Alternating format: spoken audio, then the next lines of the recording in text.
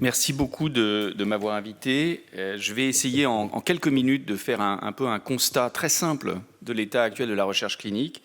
Et puis, dans les minutes qui me resteront après ce constat, de donner un peu une touche de prudence sur l'avenir des essais cliniques et les différentes modalités qui pourraient constituer l'avenir des essais cliniques. Alors, voici mes liens d'intérêt.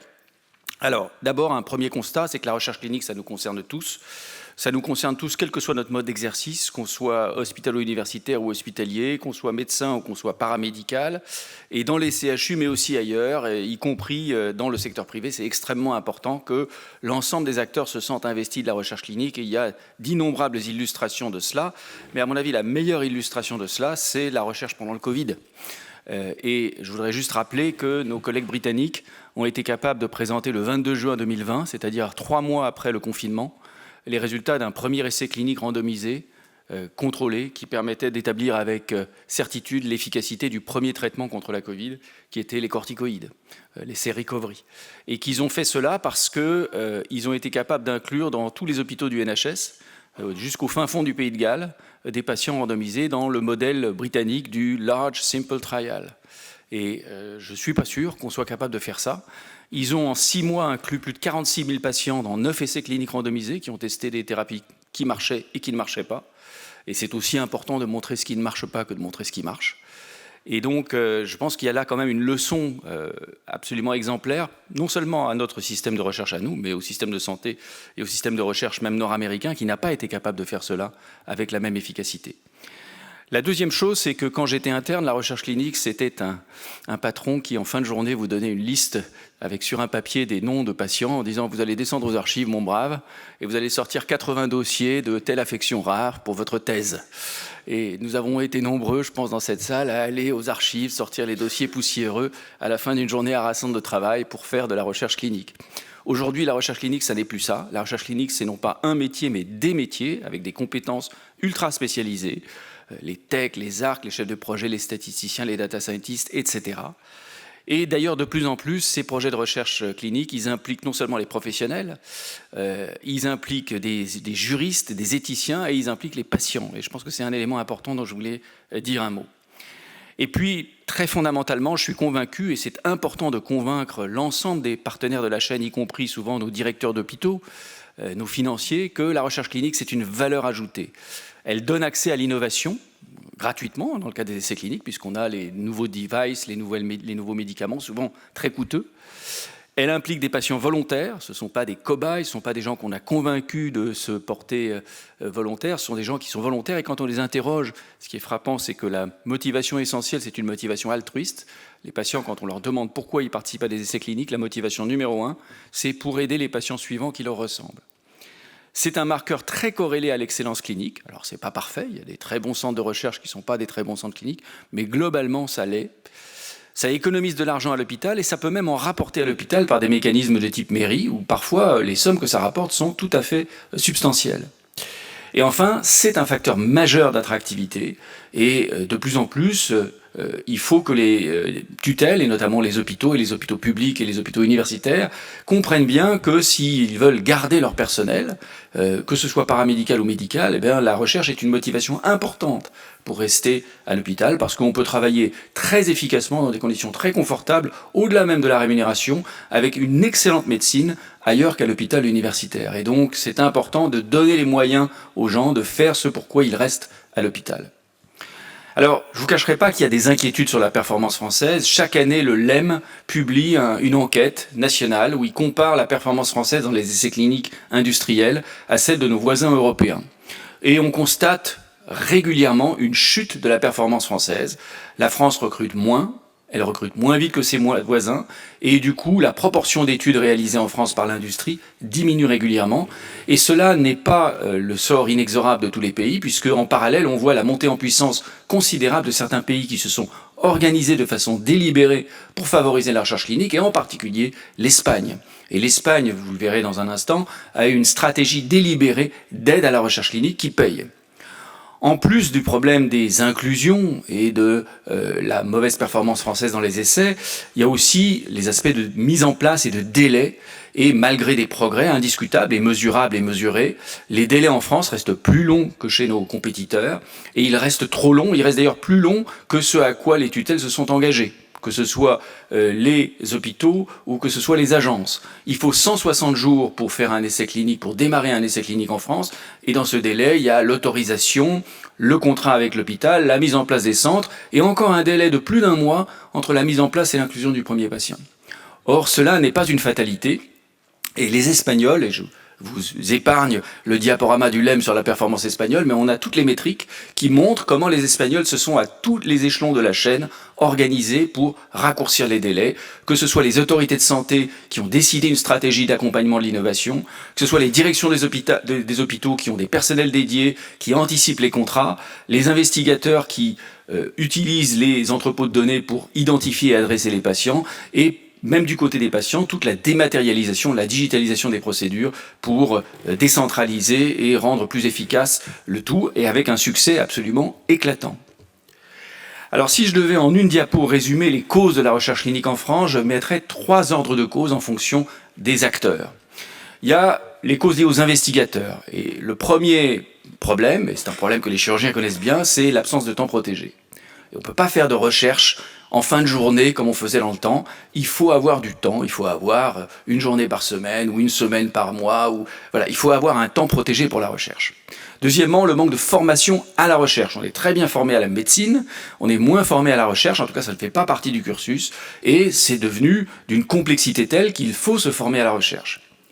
Il faut une organisation collective, et nous sommes très en retard par rapport à nos voisins. J'ai déjà parlé de l'Espagne, j'étais hier aux Pays-Bas. Aux Pays-Bas, tous les centres de cardiologie, publics et privés, sont dans des réseaux de recherche. Il y a 2 réseaux, le réseau des centres privés, le réseau des centres publics, et ils collaborent. Et puis le déficit en aéro, les organisations de recherche académique, il y a peu de réseaux et d'aéro en France.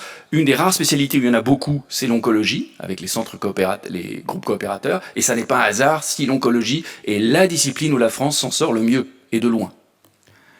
Deuxièmement, il y a le problème des institutions.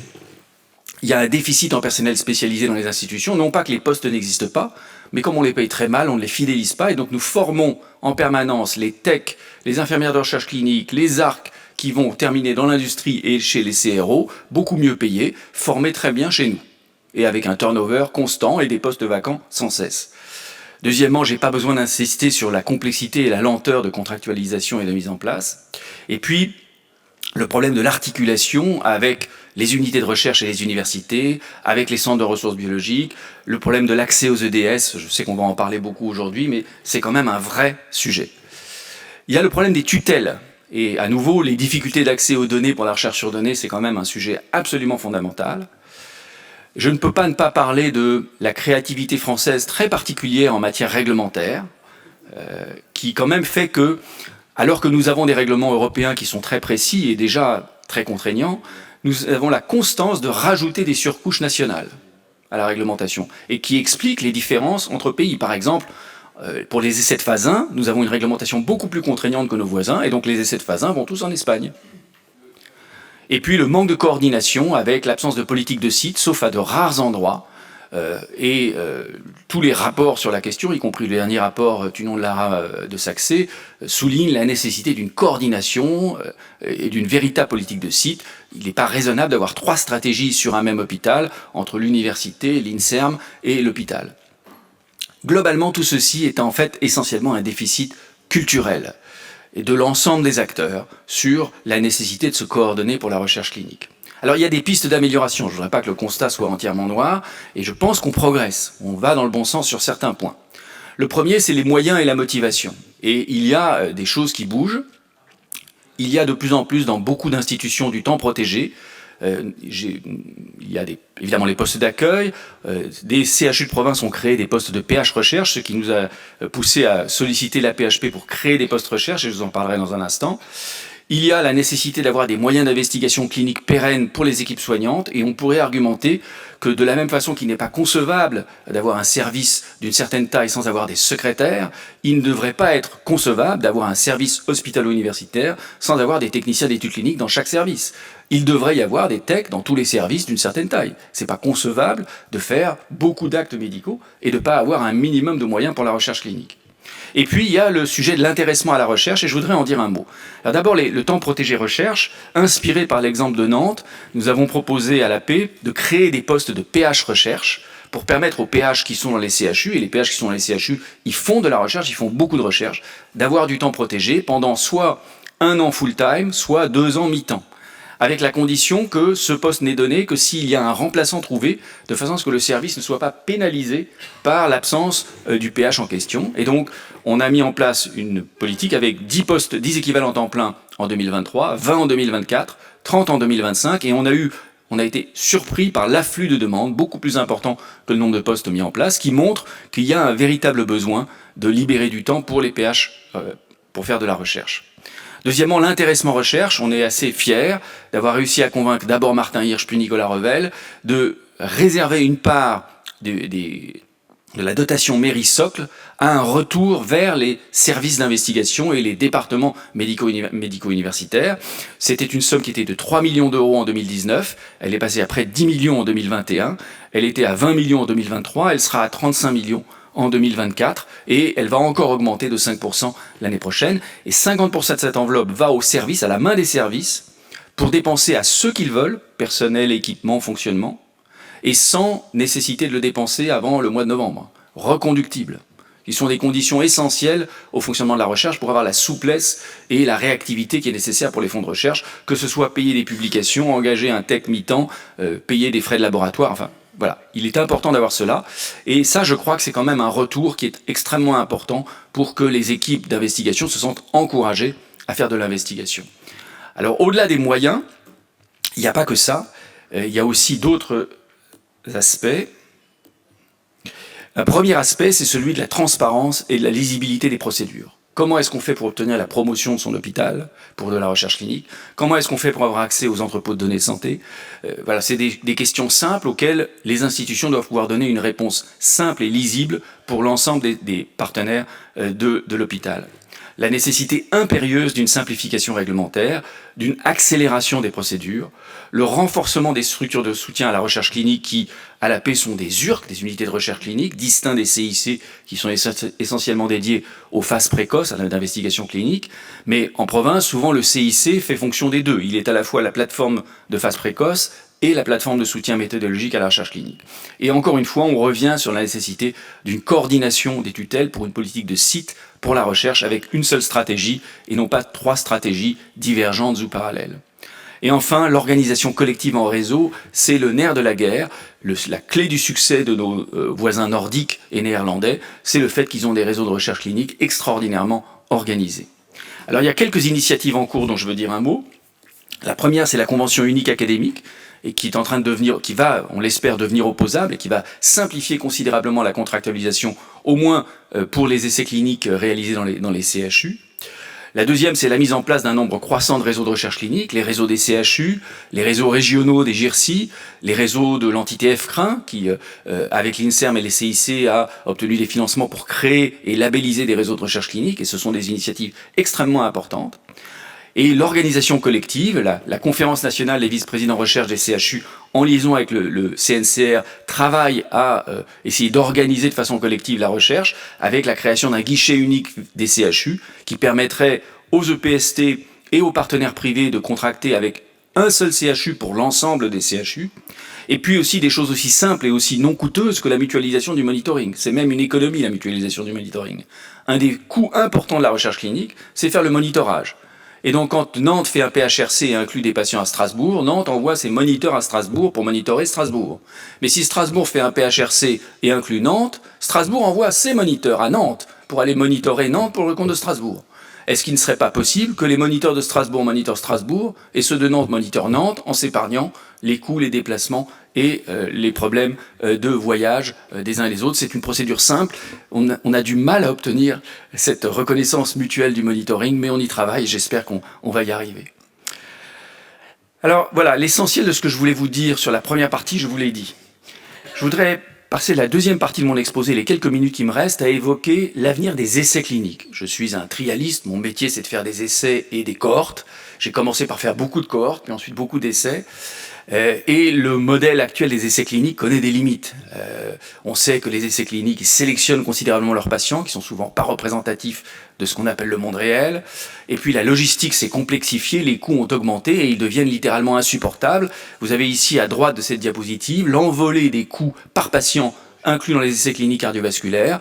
En rouge, la moyenne, en bleu, la médiane. Et vous voyez que dès la fin des années 2010, on était déjà à plus de 10 000 $ par patient inclus dans un essai clinique. Et donc, comme cela continue à augmenter, on arrive à des coûts qui sont littéralement insupportables, même pour les bailleurs privés. Et donc, il va falloir trouver des solutions. Alors, une tentation, c'est de dire, finalement, est-ce qu'on ne pourrait pas se passer des essais cliniques et utiliser les données observationnelles avec toutes sortes d'ajustements très sophistiqués et sûrement très intéressants, et puis en tablant sur l'effet de nombre, sur la taille. Alors, je pense que c'est intéressant, mais que ça n'est probablement pas une solution sur la question qui est de l'évaluation de l'efficacité et de la sécurité des traitements ou des procédures ou des stratégies médicales et chirurgicales. Et je dis cela alors que j'ai fait une grande partie de ma carrière dans les études observationnelles. Et je vous en montrerai que j'en fais. La première, c'est que méthodologiquement, il y a toutes sortes de raisons qui font penser que les études observationnelles, elles ont des facteurs confondants et des biais importants. Et toutes les comparaisons systématiques qui ont été faites entre les résultats des études observationnelles et celles des essais randomisés ont montré combien les études observationnelles pouvaient se tromper, même après ajustement, même après toutes sortes de procédures mathématiques pour essayer d'atténuer les biais, et même lorsque ces études observationnelles sont de très grande taille. Et je vous renvoie à cet éditorial remarquable de l'équipe d'Oxford sur la comparaison entre les deux méthodologies. De façon ironique, il est paru en février 2020, et c'est eux qui ont mis en place, en mars 2020, l'essai Recovery.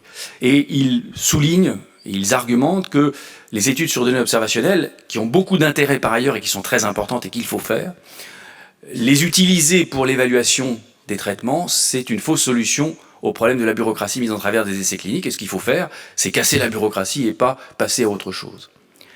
Alors, il y a toute une série de méthodes, et je ne vais pas avoir le temps de rentrer dans les détails de ces méthodes, mais il y en a quelques-unes qui me paraissent particulièrement intéressantes et qui me paraissent prendre en compte certaines des difficultés qu'on a évoquées de coûts et de logistique. La première, c'est les études randomisées nichées dans les registres, au sens anglo-saxon du terme, c'est-à-dire dans les registres ou les cohortes. Et l'illustration de cela dans mon domaine en cardiologie, c'est les registres suédois qui ont permis de faire une étude sur la thromboaspiration dans l'infarctus du myocarde.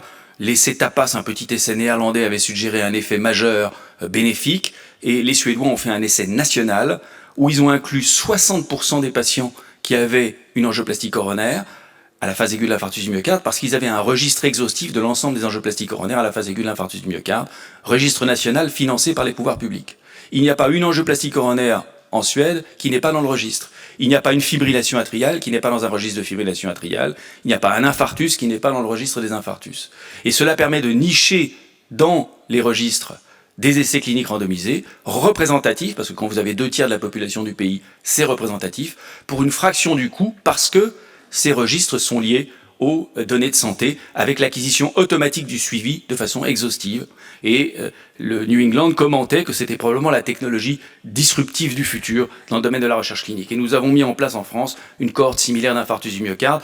J'accélère parce que le temps est compté, juste pour dire un mot de deux autres choses qui sont les essais émulés et les essais in silico et la tentation d'aller vers des données synthétiques. Et c'est quelque chose dont j'ai une certaine expérience, qui me paraît extraordinairement intéressant, mais dont je ne suis pas sûr que ce soit la solution non plus aux questions qui nous sont posées. Les essais émulés, ça consiste à prendre des patients réels d'un essai clinique randomisé, comme l'essai MINT sur les stratégies transfusionnelles dans l'infarctus du myocarde, et à utiliser ces données réels de patients réels pour créer des clones de ces patients et les censurer en fonction des différentes stratégies qu'on veut comparer. Je n'ai pas le temps de rentrer dans le détail, mais ça permet d'avoir, par exemple, à partir d'un essai qui compare les stratégies transfusionnelles, d'essayer de déterminer quel est le seuil transfusionnel optimal. Et puis il y a les essais totalement synthétiques, in silico. Nous venons d'en faire un sur un hypocholestérolémiant, qui est un RNA interférent qui permet d'abaisser le cholestérol de façon très puissante et très durable pendant 6 mois avec une seule injection. Alors ça marche pour abaisser le cholestérol, mais est-ce que ça réduit les événements cliniques? Alors c'est en train d'être testé dans 2 grands essais cliniques de phase 3 en cours. Est-ce qu'on peut essayer de prédire in silico, à partir de modèles mathématiques et des relations qu'on connaît entre cholestérol et maladies cardiovasculaires, l'effet? Eh bien, on peut créer des données synthétiques et modéliser et calibrer ces données pour reproduire les données des essais précédents et essayer de prédire ce qui va se passer, ce que nous avons fait avec l'essai Sirius et l'inclisiran en question. La seule question, c'est qu'évidemment, nous ne saurons qu'en 2027 si nous avions raison, lorsque nous aurons les résultats des essais de phase 3. Et je voudrais juste mettre en garde contre le fait que si on se trompe même une fois sur 4 ou une fois sur 3 lorsqu'on a un essai in silico, eh ben on risque d'approuver des traitements qui sont inefficaces, voire dangereux. Et donc je crois que pour l'évaluation des nouvelles stratégies, le gold standard doit rester l'essai clinique conventionnel, à condition de le rendre faisable et à un coût qui est acceptable. Je ne vais pas rentrer dans les technologies digitales et l'intelligence artificielle parce que le temps manque, mais pour conclure, je crois qu'il y a une prise de conscience de l'importance stratégique de la recherche clinique par l'ensemble des acteurs. La recherche française est en recul en Europe, et encore une fois, seule l'oncologie tire son épingle du jeu, mais en dehors de l'oncologie, nous sommes collectivement en retard, pour les raisons que vous connaissez.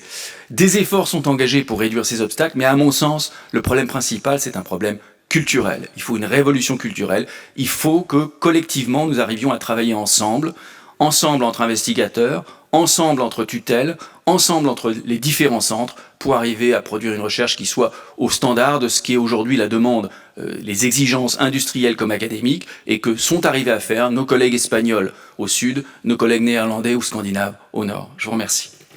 Merci beaucoup, Gabriel Steig. Oui, on vous aurait écouté au moins 30 minutes, mais bon, on vous a loué sans doute pas assez, mais je comprends que vous ayez une question, allez-y, oui. C'est pas une question, c'est juste, d'abord merci Gabriel pour toutes ces explications. On voit que c'est pas si simple, hein, mais à l'Académie, on pousse beaucoup pour que tous les chirurgiens qui ne font pas de recherche, mais qui ont une activité quotidienne de qualité, puissent alimenter en data les leaders qui sont capables, eux, de faire la recherche clinique, qui ont l'expertise et qui sont capables de conduire des études, etc., avec les moyens qu'il faut. Or, au quotidien, les chirurgiens qui opèrent, leurs data, ils sont mis à la poubelle. Et ça, il doit y avoir une prise de conscience collective de notre communauté pour dire on ne peut pas avancer dans notre métier si on ne fait pas en permanence de la recherche qui soit une recherche correcte et bien conduite par ceux qui savent. J'adhère avec enthousiasme. Les données des chirurgiens qui, entre guillemets, ne font pas de la recherche, c'est de la recherche. Et donc ces chirurgiens, ils sont comme M. Jourdain. Ils font de la recherche sans le savoir, sauf que leur recherche, elle part à la corbeille. Une deuxième petite question. Est-ce que l'arrivée de l'Agence pour l'innovation en santé dans le système français administratif, tu vois là un intérêt, une approche qui va nous aider? On va voir. On va voir. Mais il faut les pousser, parce que là aussi, je pense que cette agence qui est destinée à stimuler l'innovation en santé, il ne faut pas qu'elle se retrouve en face des autres structures qui bloquent complètement le processus. Oui, il y a beaucoup de bonne volonté dans le système. Le problème, c'est que les gens, ils ont des jeux de rôle. C'est-à-dire que chaque agence, elle se pousse du col. Chaque tutelle se pousse du col. Et il ne faut pas avoir des stratégies d'institution, il faut avoir des stratégies collectives. C'est pour ça que j'insiste sur la mise en commun des stratégies sur les sites, dans des politiques de sites, mais aussi au niveau national. Merci infiniment. Merci beaucoup pour cette présentation.